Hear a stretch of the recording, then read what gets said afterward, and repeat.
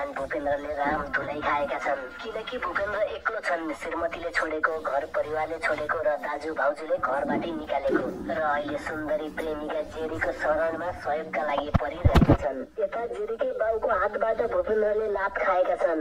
अब चाहिँ भूपेन्द्र र जेरीको विवाह होला त अनि भोन्टीले भूपेन्द्रसँग कसरी बदला लिनुपर्छ, तपाईलाई के लाग्छ? तर कमेन्टमा लेख्नु होला। बाँकी सिरियलमा के कस्तो हुँदैछ भन्ने विषयमा जानकारी दिनेछौँ। त्योभन्दा अगाडि भिडियोलाई लाइक गरी च्यानललाई सब्स्क्राइब गरी अन्तिमसम्म हेर्दै गर्नुहोला।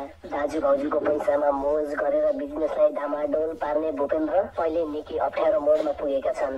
यानि कि न त आमा बुबाको न त दाजु भाउजूको या त श्रीमतीको साथ नै उनीसँग छ। त्यसैले अहिले धेरैले भूपेन्द्रलाई भुन्टीको आँसुको श्राप लागेको भावना व्यक्त गरिरहेका छन्। हुँदा हुँदा कथामा ट्विस्ट के भइदियो भने उनकी महान प्रेमिका जेरीले पनि आफ्नै बाउको लात अनि गुण्डाहरूको साथले भूपेन्द्रको सारा खुसी लुटिदियो। बाँकी चाहिँ सिरियलमा के हुन्छ भन्ने विषयमा आगामी भागमा प्रष्ट हुनेछ। त्यसैले भुन्टी सिरियल हेर्न नछुटाउनु होला।